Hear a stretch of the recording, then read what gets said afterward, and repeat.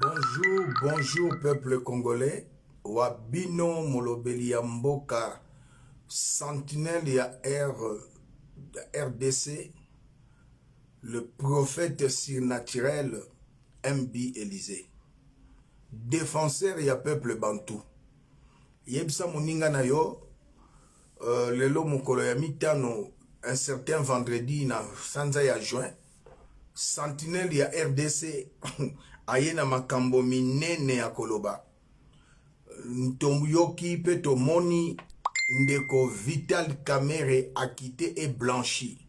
C'est par la justice ou par Félix Tshilombo. Ndeko benga moninga na yo yebisa eke mosakoli ya mboka sentinelle ya RDC azana masolo ebele ya koloba. Tokoloba likambo etali Vital Kamerhe, tokoloba likambo etali l'héros national Patrice Emery Lumumba, pe tokolobaka oyo mbongo 75 millions de dollars ebimi na gouvernement, décaissé par le gouvernement, banani balie 75 millions de dollars au bablobi bakel pona effort ya guerre. 75 millions de dollars ebimi balie yango. Botala benemi ya Congo. Botala baoto bengi bayini ya mboka Congo, bato balingi Congo te. O ndeko tango belemi ndeko Vital Kamerhe bakangaki ye pona programme ya 100 jours. Ndeko Vital Kamerhe balobi na kati ya programme ya 100 jours ezalaki kaka na makambo ya ba maison préfabriquée te. Na kati ya programme ya 100 jours il fallait batonga bekol.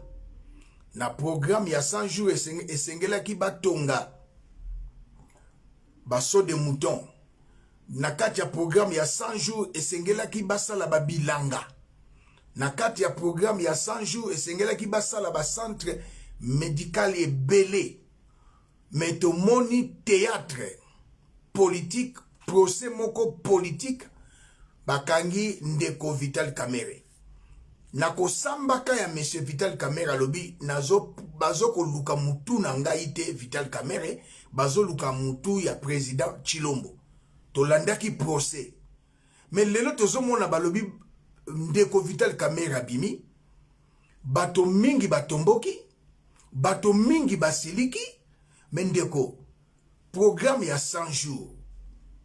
Tshilombo nommé président de la République parce qu'il est un président nommé, usurpateur, il y a pouvoir, il y a peuple. En 2018, Tshilombo a bimisa 700 millions de dollars.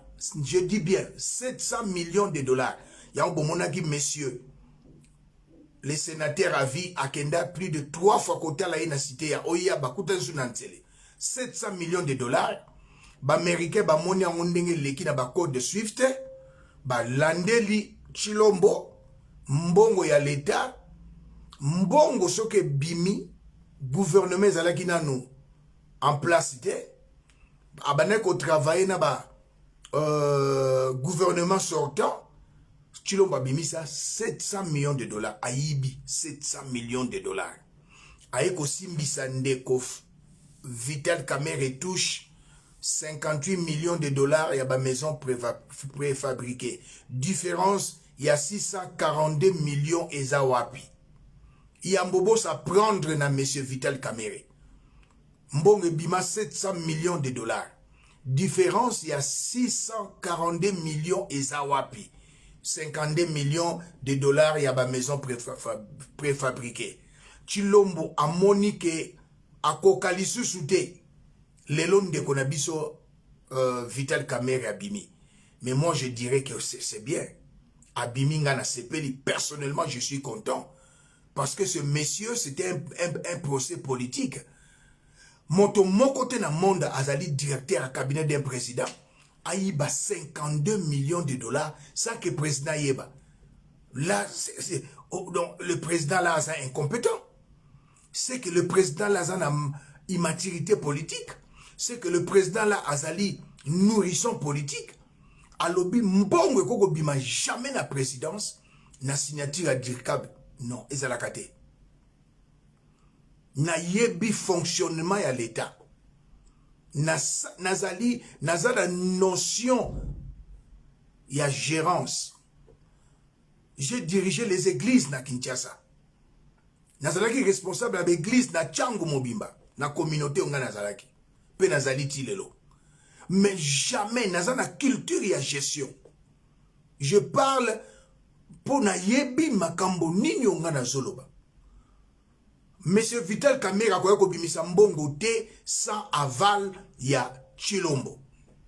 Et j'aimerais dire au peuple congolais, quand Vital Kamerhe il était dirkab ya Tshilombo, bomonaka te lelo 200 millions, lobi 300 millions, il a verrouillé bisika nyonso ba conseiller séculaire balingaki bayiba. Yango monaki biselele, Ibalanke, les autres, surtout mes frères Kasaye, je suis Moujila Kasanga Moulouba, basimbisa Vital Kamerhe touche, bakangisi Vital Kamerhe. Na ignorance, ya Tshilombo, un homme irréfléchi, il prend des décisions sans réfléchir, on lui impose des décisions, akangisi Vital Kamerhe. Kaka yewana bomoni François Beya, preuve que alingasa la coup d'état isate. Kaka yewana alongoli Jean-Marc Kabundi na parti.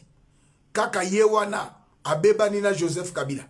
Kaka yewana oya sunga ki parti tango parti se kufaki Moïse Katumbi Chapwe. Genval amatisi papa na ye mwana na avion jet privé. Baken en Genval, bavandi na ba suite présidentielle pour la première fois de l'histoire. Il y a vie à Tshilombo avant dans la suite présidentielle, Moïse Katumbi Chapwe à Bébisiamo. Mais j'aimerais dire à mes frères congolais, au yebin amitié, nous avons trois choses. Amitié est sacrée. L'amitié est sacrée. L'amitié, l'équipe même cause la frère. Hier sur l'obiango, dans Jean chapitre 15, verset 15. Je ne vous appellerai plus mes disciples. Pour disciples, oh maître, mais vous êtes mes amis. Parce que papa tindakinga. Dans quatre amitié, il faut être loyal. L'amitié, c'est que la fidèle. L'amitié, il faut la reconnaissance. Mais nous avons un président nommé le plus ingrat de l'humanité, Tshilombo. Le président nommé le plus ingrat de l'humanité, c'est Tshilombo. A Kangisi Vital Kamerhe. A moni siko que 2023 ezakoya. Lelo monsieur Vital Kamerhe abimi. Mais je j'aimerais rappeler à Tshilombo ainsi qu'à l'IDPS et aux fanatiques. Monsieur Vital Kamerhe a travaillé avec Mobutu. C'est un homme comme toute autre personne. Atikala Bakanga yete ba interpella yete na tanga Mobutu, na régime Mobutu. Monsieur Vital Kamerhe Asalina Laurent Désiré Kabila bakangi ete ba interpellé pe yete.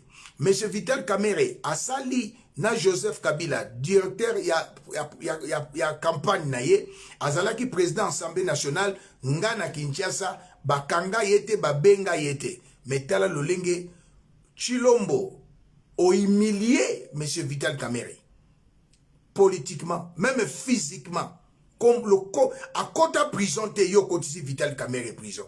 Moi si na ye Amida à comparaître. Moi na ye Soraya à comparaître. Mais au kanisi na boko kota na ba détail.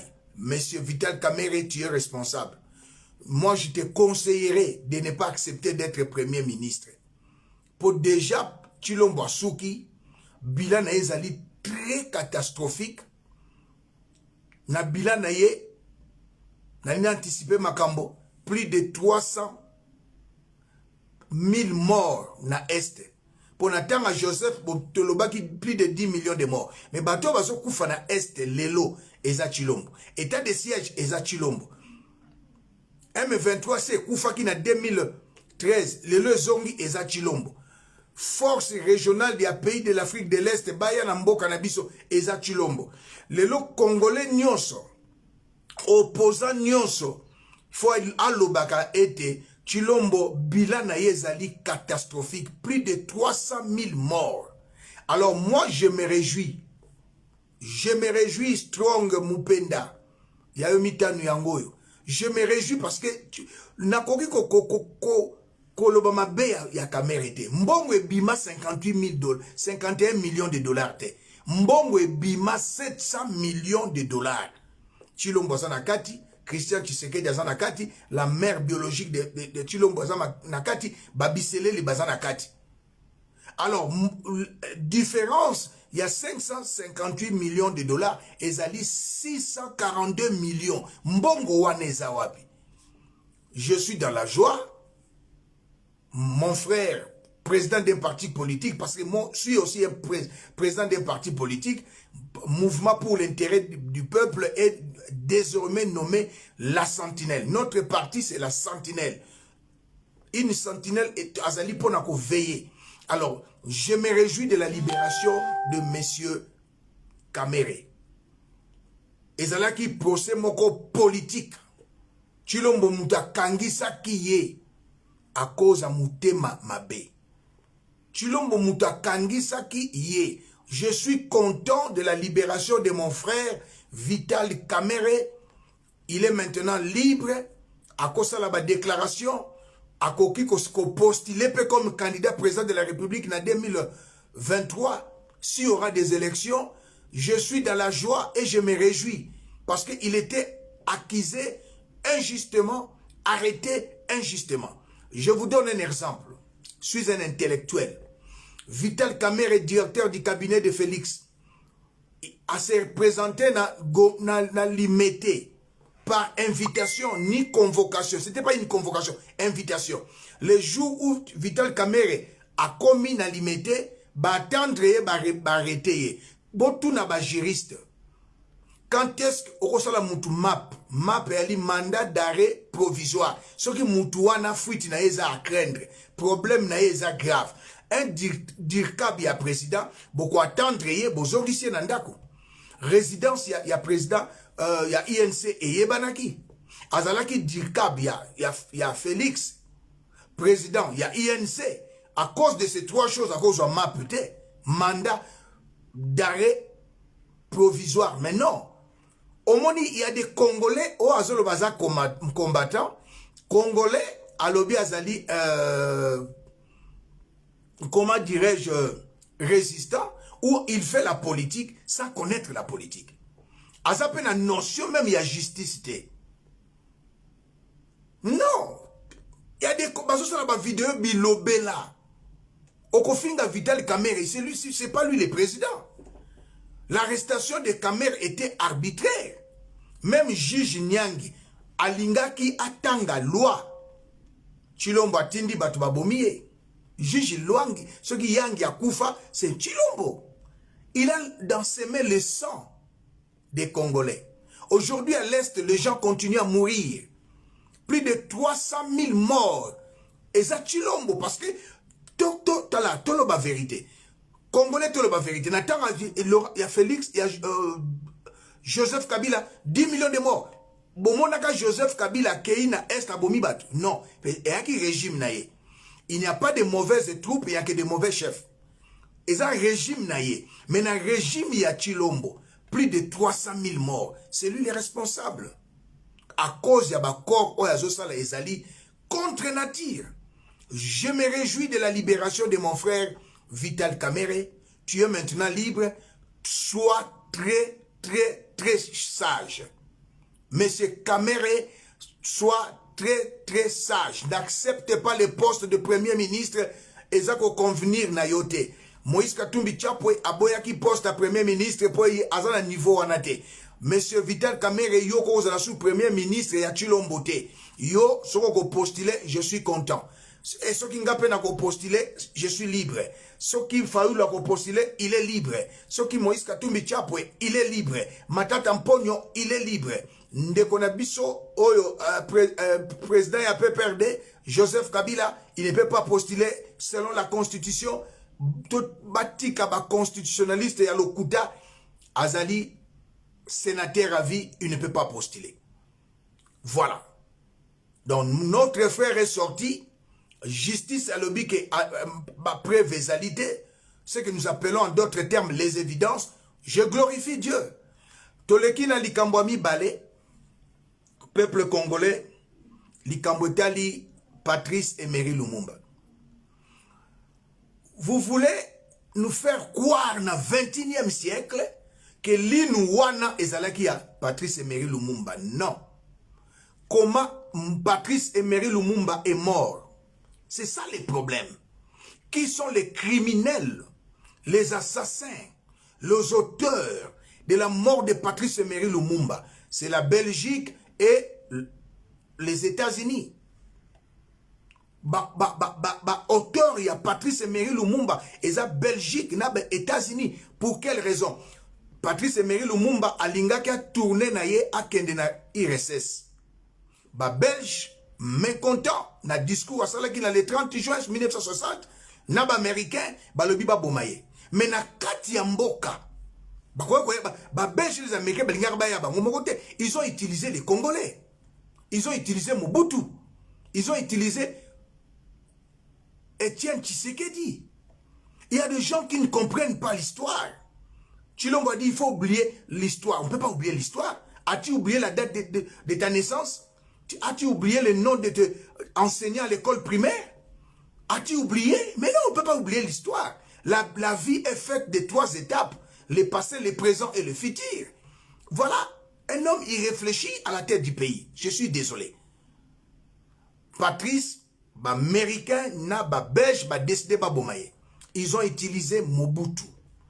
En 19 septembre 1960, premier coup d'état Mobutu a sali. En tant que colonel, commandant, il y a force publique. Notre armée à l'époque s'appelait force publique. Monsieur Mobutu, avant à Longoli, Kasavubu comme président, à Kangi, sur ordre américain et belge, monsieur Patrice Emery Lumumba. Après, à sali gouvernement provisoire, il y a des commissaires généraux. Azu étudiant à Poto, étudiant na université à Lovanium. Na ya Louvain, na Bruxelles. Gouvernement provisoire et bandaki le 19 septembre 1960. Et si le 9 février 1961. C'était pour Baboma Lumumba. Et na gouvernement wana. Premier ministre, président, le vrai président, c'était Mobutu. Asali Lokola Nani, monsieur Paul Kagame Asalagi, a eu pouvoir à Utu. Il y a Bimi vice-président, ministre de la Défense. Après que l'on le ministre wana, président wana. Ndenge moko Mobutu Asalagi, Atiki Kasavubu, Basali gouvernement provisoire, il y a des commissaires généraux. Faut que vous histoire yamboka na yo peuple congolais. Nazolo bana batba génération nanga na bana na ba koko na biso. Et monsieur Liaou azalaki commissaire général et à justice, adjoint vice commissaire général et à justice, c'était Etienne Tshisekedi. Quand on dit commissaire général, c'était ministre à justice. Vice-ministre à justice, c'était Etienne Tshisekedi. Mobutu ne pouvait pas tuer Patrice Emery Lumumba. Parce que c'était son patron dans le parti politique Nabango. Dans le premier gouvernement, Azalaki secrétaire d'État à la présidence. Mobutu Azalaki secrétaire d'État à la présidence. Dans le premier gouvernement. Patrice Emery Lumumba, président de la République. Premier ministre, Kassavou, président de la République. Premier Congolais membre de CIA, c'est Etienne Tshisekedi. Américain battu pression Etienne Tshisekedi, ami de Mobutu. Basala MPR à 4 personnes. Mobutu, Etienne Tshisekedi, Jean-Marie Bomboko, Nsinga Oju, Bango 4, Bango Basala MPR, Mobutu. Son ami, c'était Etienne Tshisekedi, membre fondateur, il y a MPR. Yom Tosa la politique, il est là. Yom Tosali la génération Nanga, Oyeba Kite, Bano Toboti, Bakoko Nabiso. Ponga na Koko na 17 ans.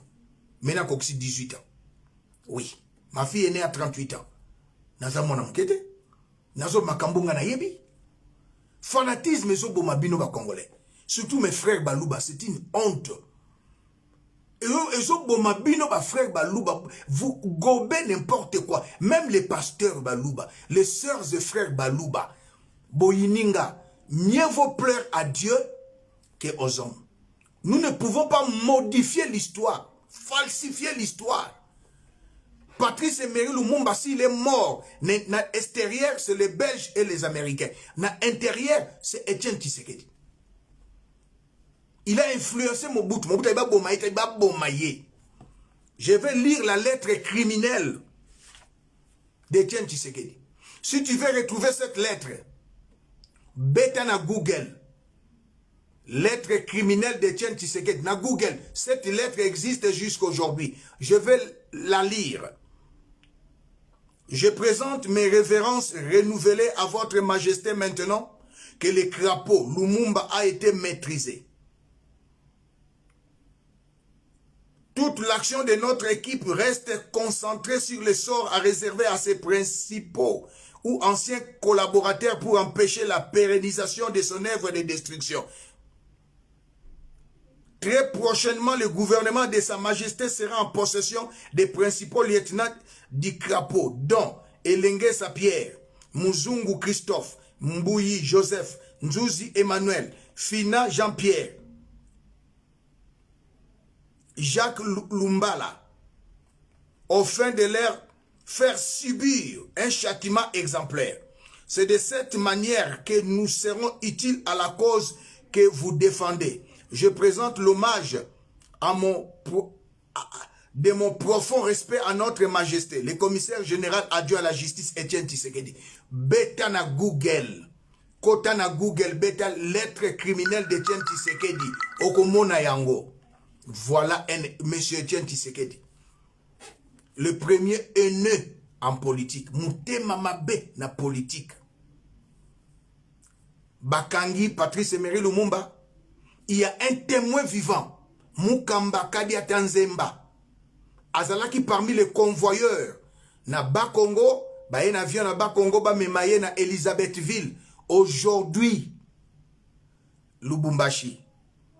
Aujourd'hui, Lubumbashi. Ba ye na kati avion. Mukamba Kadia Tanzemba. Atoboli miso ya Lumumba. Lumumba yebisi eboye. Otoboli nga misu. Okotikala kobotate. Mukamba est là, c'est un criminel. Mukamba Kadia Tanzemba atobola Patrice Emery Lumumba. Misu, ndeko na ye kasaye. Moïse Tchomba le bime bozo elanga bembe boye. Babomi Patrice Emery Lumumba. Peuple congolais, le père de l'indépendance. Bakati le kola bazo kata nyama. Bakoti sie na sid. Na nini maloba ya ba américain, ba belge, appuyé par Etienne Tshisekedi. Etienne Tshisekedi et Sengeli, tous on a besoin d'un gouvernement responsable de Kokota, régime responsable de Kokota, basala procès tribunal pénal international sur la mort de ya père de l'indépendance Patrice Emery Lumumba. Etienne Tshisekedi azali co-auteur à cause de sa lettre criminelle. A 7 collaborateurs. Il y a Patrice Emery Lumumba. Atindi bango na Lubumbashi. Babomi bango. Il est là, il est l'auteur. La lettre est prouvée.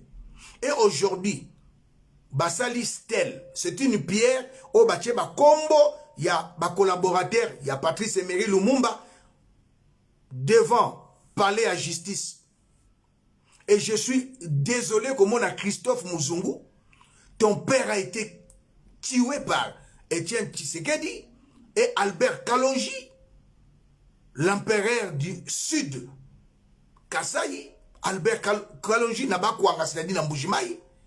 Maman, papa Yanzuzi Yambombo, il était Bakangi Bango, Akangi Bandekone Baluba, Atindi Bango de pa Albert Kalonji, Babomi Bango, Etienne Tshisekedi. Yom, tala, Bible Lobi na Mokanana osé. Mon peuple meurt par manque de connaissances. Il y a certaines personnes qui ont commis ça, qui mérité en côté de Konanga Strong Mupenda. Etienne Tshisekedi, c'est un criminel. Abomisa Patrice Emery Lumumba en complicité avec le Belge et les Américains. Après azui 7 collaborateurs, il y a Patrice Emery Lumumba, atindeli bango Albert Kalonji, na kuna na Luluabu, na plutôt Luluabu et Zakananga, ba kwangeza mbujimai, ba bomi bango na Albert Kalonji. Tout ça a besoin d'un tribunal. La justice élève une nation. Oh, le peuple d'abord. C'était Patrice Emery Lumumba. Ce n'était pas M. Etienne Tshisekedi. Je n'ai rien contre lui. Mais dans ce histoire. Mais chose bizarre, Félix Akanise Kozala na bilan na ye, bozui li nouaneza ya Patrice Emery Lumumba te. C'est là où je vais en venir. Babej batindaki 2 agents. Il y a renseignement belge, bazali même père, même mère. Baye, bazwa, suer naye, to makila naye, to salive naye, ba tche ango, ba conserver ango bien. Bango ba keli sous mabe, ba kat, ba longoli elinu. Les 2 Belges tant bazongi, ba lakisi suer naye, ezaki bien conservé, na salive naye, linu, ba bombi. Le petit frère Abandi Kobela, tia koufi. Ba Belge, on a agence, il y a service à renseignement.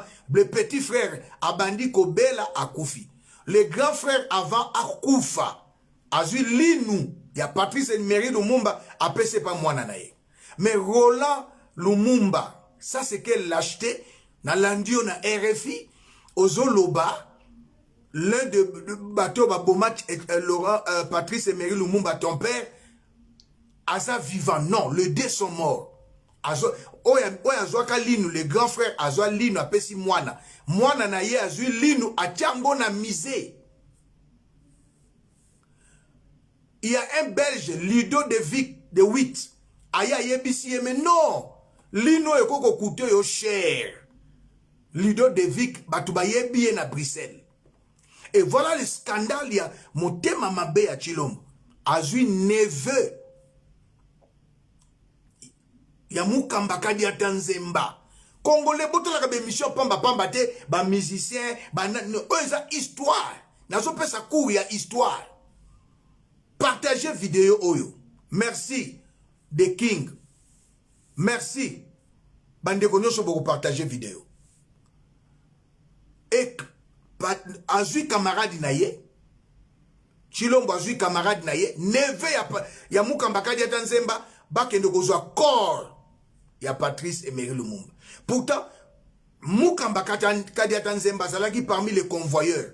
Nakati avion, bazo kende kotike la Moïse Tchombe, Patrice Emery Lumumba, Moukamba Kadiata Nzemba, il a 90 ans, il est vivant. Faut pas s'ambisayer. Mais Chilomba Kosala Ngote, il est Moulouba. Son neveu et son ami. Parce que Chilombo protège les Balouba. Je suis désolé. Regarde ce que Chilombo fait, un tribaliste. C'est regrettable et déplorable. Peuple congolais, c'est regrettable et déplorable. Neve, il y a Moukambaka Diatanzemba, Yenda Keneko, Koyo Kanana Banaya, Juliana, l'autre là, et Roland, Bakosibino na Chilombo na Bambo, Mike Mike. Waneza linu ya Patrice Emery Lumumba te. Homme africain muta kosa yote. Ba belge bakosa kana bisote. Ba belge baza mitema mabe. Si nous étions une colonie anglaise ou française, Congo est ndenge za lelote. Si aujourd'hui bazo se manquer na biso na ba américain à cause de la colonie belge. Belge atikala kolinga, belge de l'époque, belge d'aujourd'hui, belge de demain, a atikala kolinga peuple congolais te. C'est pourquoi je maudis ce royaume au nom glorieux de Jésus-Christ. Je maudis le royaume à Belgique au nom glorieux de Jésus-Christ. Je maudis ce royaume au nom glorieux de Jésus-Christ. Boboma, le père de l'indépendance. Na Ghana, il n'y a pas 3-4 pères. Kassavou n'est pas le père de l'indépendance. Il est parmi les pionniers. Mais il n'y a qu'un seul père. Le père de l'indépendance. C'est Patrice Emery Lumumba. Na Sénégal, Léopold Senghor. Na Côte d'Ivoire, Oufot Boigny. Na Ghana, Kwame Nkrumah. Na Congo, le père de l'indépendance, les panafricanistes, na 58, à la première réunion, il y a pas panafricaniste. Tu sais que d'été où? Comme récompense, il y a américain. Na 61, balobi, Tshisekedi, docteur en droit. Non. Chilombo, l'Aksabiso, thèse au papa a présenté qui n'a 61 pas à la première docteur en droit. Mais non. Un docteur en droit sans thèse, il n'a pas été retenu en 61 comme professeur à l'université à Lovanium. Il n'a laissé aucun ouvrage. Bazu Batindje na ENDA, École nationale des droits et d'administration. Le vrai docteur en droit, c'est Marcel Liaou. Il est docteur en droit en 62, dans Louvain. Le premier doyen à faculté et à droit, na Inikin, Marcel Liaou. Le premier président à cour suprême, Marcel Liaou. Le premier Africain à donner cours à l'université la plus précieuse du monde, à Var. Cours, il y a cours constitutionnel, il y a droit, Marcel Liaou. Il était commissaire général. Il y a justice, c'est-à-dire ministre à justice. Tu sais qu'il était adjoint. Qui a ça la constitution Mbo Canabiso? C'est qui? Marcel Liaou. Babito bengi en constitution le labo. Nana sali Mobutu a sali coup d'état. A commis président. A sali MPR. Ba membre fondateur il y a MPR, peuple congolais. Banoto Botina Bakoko. Mobutu, Etienne Tshisekedi, Justin Marie Bomboko, ainsi que Singa Oudjou. Pourquoi lui qui est docteur en droit, Asala qui nini Constitution, il y a deuxième République. C'est toujours Marcel Liaou, il y a une constitution de la deuxième République. Et je regrette de voir, surtout tu es Moulouba, tu as la Bible à main, tu fais les prières, mais tu es tribaliste. Non, si tu es ami de Jésus, tu dois avoir la haine du péché. Comme moi, j'ai la haine du mal. Voir Chilombo en train de faire du mal, c'est pas possible. Ce n'est pas possible. Nous ne devons pas encourager le mal, non. Même la Bible dit, il n'y a pas de communion entre les ténèbres et la lumière. C'est ce que nous devons savoir. Alors, peuple congolais, Lino Bamemeli Bino, eza Lino ya Patrice Emery Lumumba te. Roland Lumumba, Juliana Lumumba, Botika ba théâtre. Lino ya Patrice Emery Lumumba, eza na poto. Ba belge ba kosi bino. Patrice Emery Lumumba, Muzole Bosaleli ete, Mpolo na Okito bozo kipe bangote, boye na biso ba théâtre bozo sala Koreye eke na Sankuru, Koreye eke Kisangani, Koreye Lubumbashi, le 30 juin, bako kundaye. Mais on ne peut pas enterrer le Patrice Emery Lumumba le 30 juin. Voilà, vous ne savez pas comment planifier. Vous êtes à la tête du pays, mais boye bité. Le 30 juin, c'est le jour de l'indépendance. Ce n'est pas le jour où vous enterrez, soi-disant, l'hymne. Il y a Patrice Emery Lumumba. Retenez ceci. Etienne Tshisekedi est co-auteur de la mort de Patrice Emery Lumumba. Toujours réclamé justice. Il est aussi l'auteur de 7 collaborateurs de Patrice Emery Lumumba. Je cite Elenge Sapierre, Muzungu Christophe, le père de monsieur Christophe Muzungu, Mbouyi Joseph, Nzouzi Emmanuel, le père de Nzouzi Ambombo, Fina Jean-Pierre et Jacques Lumbala. Ce n'est pas Jacques Lumbala Otozana Elelo, c'est Ela Mutumususu. En ce qui concerne la situation de l'Est, c'est regrettable. Chilomboake na Est, le lundi, à Koutani, na président Uhuru Kenyatta, na ba nilotique, Afrique de l'Est, ba président, balobi batinda force moko na mboka na biso. Je l'ai toujours dit, la répétition est pédagogique. Nous ne pouvons pas accepter, nous, peuple congolais, batinda force moko, ça c'est une force négative. Bayako piye mboka, toza nango besoin te. Chilombo azongi, mais hier, on a tué na machette. Je cite, babomi na machette, na mboka na, babomi, hier, 40 civils par les militaires rwandais, na machette. Mais na Ukraine, soldats russes, abomis civils, Basambisi est condamné à perpétuité. Tokangi, FARDC, bakangi 2 soldats rwandais. On a conseil, il y a président Angola, Azongisi Bango. Mais non. S'il y a une guerre, basala ka échange à prisonniers. Bomi, na machette. Mais na kin bazo pekisa ba jeune ba se manifester. Aventuré à Kasongo, chef à police à Villa Kinshasa, on a Kangabino. Mais quand il bazo boma, communauté internationale a zomona ba acte o ba tout il bazo salate. 320 Congolais ba bomi bango na Kigali na opération Kondoko.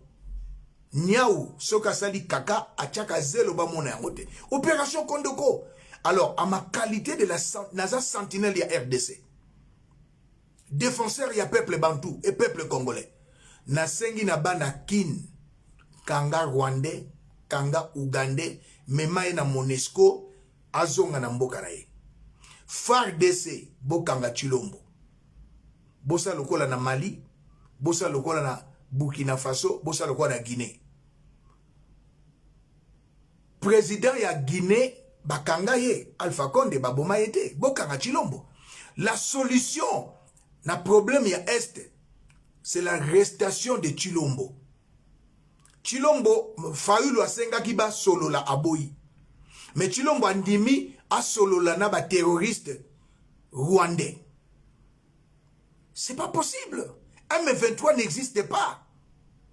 Oh, wana bazali, ba terroriste. L'ennemi commun à peuple congolais, c'est Chilombo. Le mal aujourd'hui au Congo, c'est Chilombo. Année passée, Azalaki président de l'Union africaine. Chilombo a cueilli Nangola. Peuple congolais, il faut l'informer. Ce qu'on s'occupe de la politique, c'est politique qu'on s'occupe de yo. Aken Angola, avant d'ici Kagame, avant d'ici Museveni, asalisi bango réconciliation. Wanande Moussala ya président de l'Union africaine. Mais hier, je vous informe, aujourd'hui c'est vendredi. Hier samedi, après 4 ans, Museveni a quitté na Kigali, yambi lokola roi, a réconcilié les 2 frères Tutsi pour nous agresser les Congolais. Ige Mata dit merci. A réconcilié les 2 frères Tutsi pour que nous soyons agressés. Chilombo, il est comme son père Étienne Tshisekedi. Na régime Yassika, tokozwa corps ya Tshisekedi eke nakabea kamwanga bakunda ona mupompa. Na nouveau régime zakoya, il faut détruire la statue d'Étienne Tshisekedi, c'est un criminel. Aboma Patrice Emery Lumumba. Il ne mérite pas les honneurs. Il n'est pas le premier docteur en droit. Le premier docteur en droit, c'est Marcel Liaou. Abomi les 7 collaborateurs. Il y a Patrice Emery Lumumba. Yo Christophe Ozako félicité Félix pour la poste. Yo monaki maman Zuzo Mbomboya kiwana. Il pleure son père. Il a arrêté les balouba. Atindeli bangola pas Albert Kalonji, soi-disant Moulopwe. Bomi balouba. Bozo botama lelo boyi l'histoire à Congo te mais naza combattant, naza résistant, naza la politique. Mais non, quand tu fais la politique, tu dois connaître la politique de ton pays, surtout le passé. Lumumba, il faut que tribunal international, pénal international, toyeba vrai criminel ya Lumumba na France, na Belgique, bazalaki banani, na États-Unis, bazalaki banani, na Congo, Mobutu et Étienne Tshisekedi. Tobola et misu. Même le martyr de la Pentecôte, Bamba, avant de fusiller, tobola bango misu. Patrice Emery, Lumumba sa koufi, en ya Tshisekedi, na 66, bomi 4 martyrs ya Pentecôte. Et Tshisekedi était ministre de l'Intérieur. C'est pas un homme à féliciter. Moi, je suis la vérité. Jésus a dit, je suis la vérité, le chemin et la vie. Tel qu'il est, tel que je suis. Je dirai la vérité. Moulouba, Yininga, je m'en fous. Je le suis aussi Moulouba. Comme apôtre Paul a dit, Nazalipe juif, Nazape Moulouba. Mouchila Kasanga Mouachimbaou. Mais Étienne Tshisekedi n'est pas un héros. N'est pas un homme à considérer. Il a tué le père de l'indépendance. Si na ordre ya ba belge na ba américain, Étienne Tshisekedi. Il faut détruire le monument ya Étienne Tshisekedi. Il n'est pas le père de la démocratie. Il n'y a pas encore la démocratie au Congo. Étienne Tshisekedi n'est pas le père de la démocratie. Il a tué le père de l'indépendance. Il a tué ses 7 collaborateurs. Étienne Tshisekedi. Faut qu'on détruire statut na ye wana bachena ntsele. Kozwa corps mausolée ko détruire yango. Kozwa corps ko tinda ona kabeya kamwanga. Pourquoi jouer avec le Congo? Oya yebi spiritualité. Dieu est notre Père. Le Père biologique est notre Père. Il y a aussi le Père scientifique. Il y a aussi le Père de la foi, Abraham. Il y a aussi le Père politique. Étienne Tshisekedi, il n'est pas un père. Il faut le détruire, le statut là. Il n'est pas le père. Non, trop c'est trop. Trop c'est trop. Et toi, le fils, traître comme ton papa, Okendoko Kunda. à Patrice Emery Lumumba. Si moi j'étais un fils biologique à Patrice Emery Lumumba, j'allais dire non, c'est pas la dent de mon père. Basta la Aden. Mais Netibino, Juliana, Roland, Bozan a charisme, esprit, voilà. Et pour chiter, bande konanga ba congolais na rozwabino tamingité. Gouvernement ya babimisi 74 millions de dollars décaissés na caisse à l'État pour soutenir guerre aux na Est. Denise Nyakero, la rwandaise, Tuchi, ministre de la Défense, Gilbert Rukemba, son fils Eric Rugemba, Azana Rwanda, Azo travaillé kuna pe Azana nationalité rwandaise. Le chef d'état-major adjoint, Yafar DC chargé des opérations, balié 74 millions de dollars.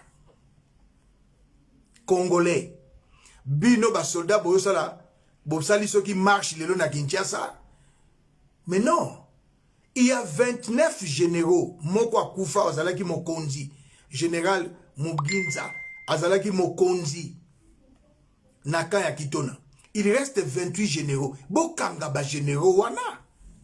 Pourquoi Chilomba Soko Kolongo, la chef d'état-major général adjoint chargé des opérations de Obed Robasira, Yom nommé à Kosibino Alongoli 4 colonels na armée. Mais non, je suis un officier de renseignement. Na sali na demiap na debi na ngou 2 ans.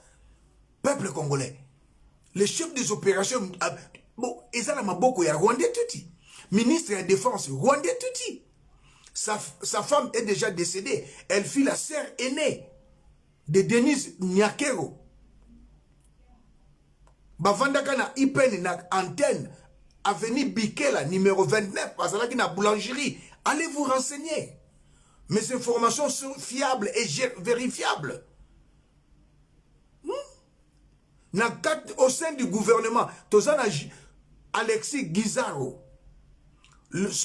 son père Guizaro, le fondateur de soi-disant tribu Banyamulenge. On est né dans la tribu, mais on ne peut pas fabriquer une tribu. Alexis Guizaro, à Botami, avenue Louyeye, entre avenue Suisse et avenue Kimbangu, na Ipen, Boké de Kotala, ministre infrastructure, Rwandais Tuti, nommé par Echilombo, ministre agriculture, Désiré Biri Hanze, Rwandais Tuti, chef de ministre de la Défense, Gilbert Rugemba, Rwandais Tuti. Alors, pourquoi des choses pareilles? Non, aujourd'hui, la solution, l'unique et la seule, l'unique solution, c'est l'arrestation de Tshilombo, FARDC, police, population congolaise, n'a pas si mot d'ordre. Je vous ordonne d'arrêter Tshilombo. C'est la solution.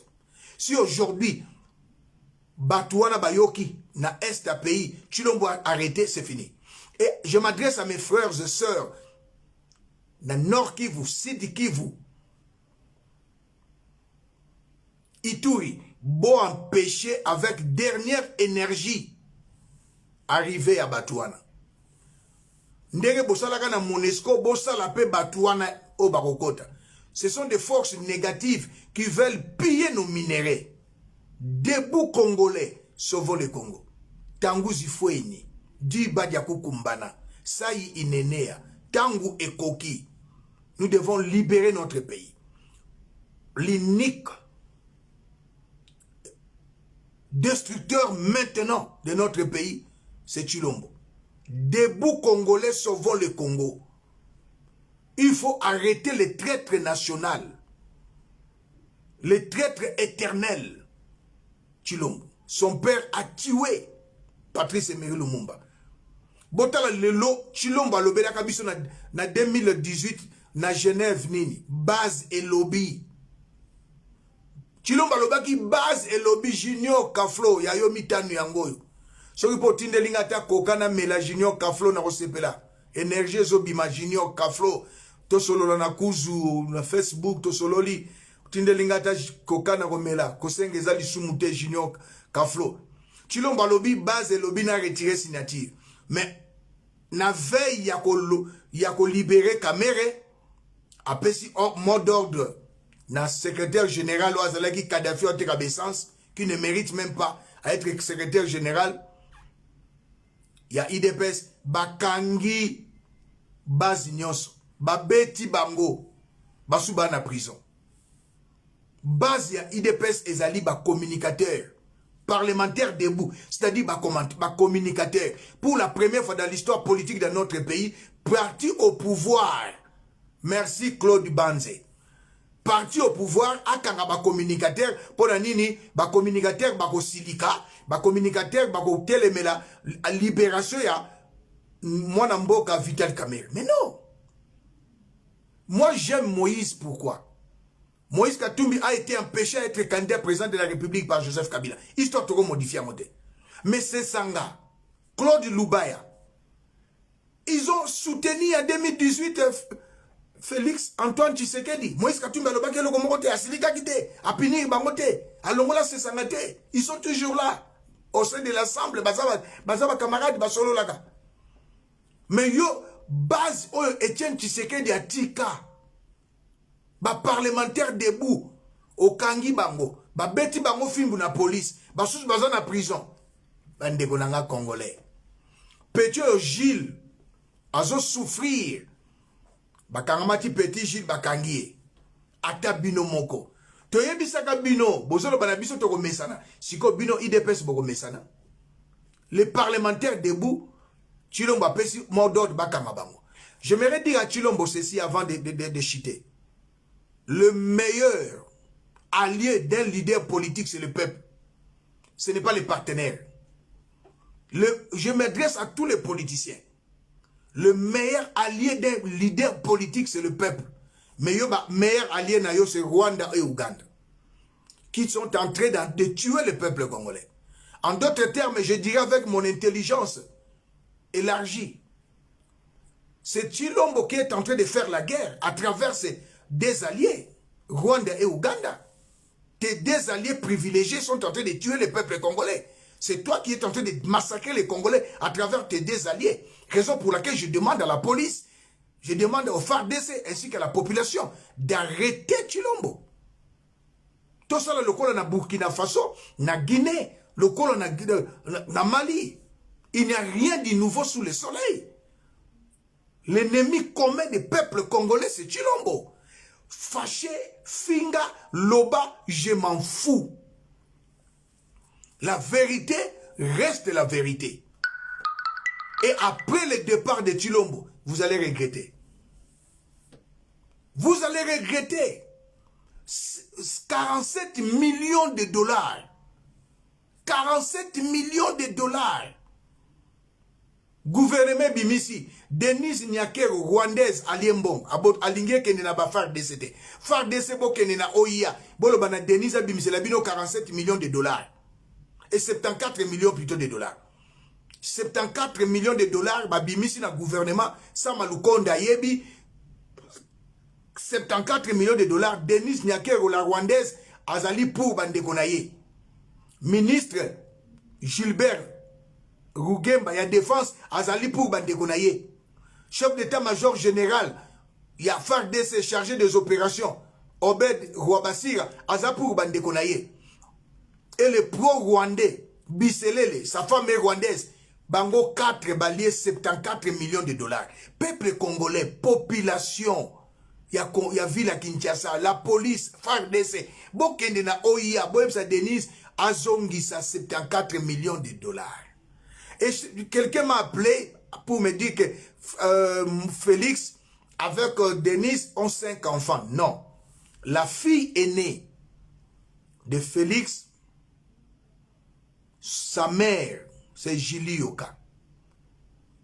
La fille, oh, Salé Libino, on y a Tchekomba, maman, ya Koko naye.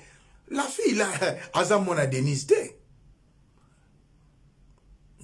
le petit, Oya Mobali, maman est Clémence, le qui a Rossignol, musicien à Kala.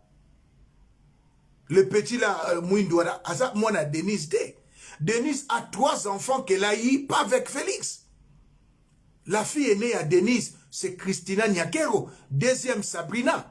4e et 3e, c'est Serena. Les 3 filles de Denise Nyakero ne sont pas des enfants de Félix. Félix n'a pas un enfant avec Denise Nyakero.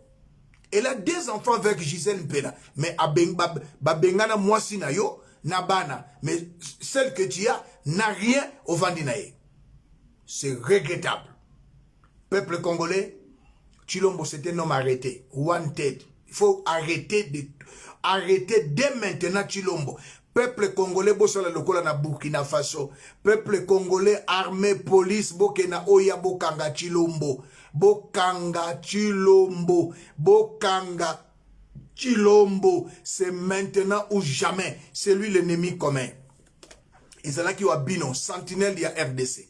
La voix des sans-voix. Défenseur du peuple congolais, particulièrement des peuples bantous. Tangu Zifweni, Di Badiakou Kumbana, Tangu Ekoki, Saï Inenea. À la prochaine. Merci.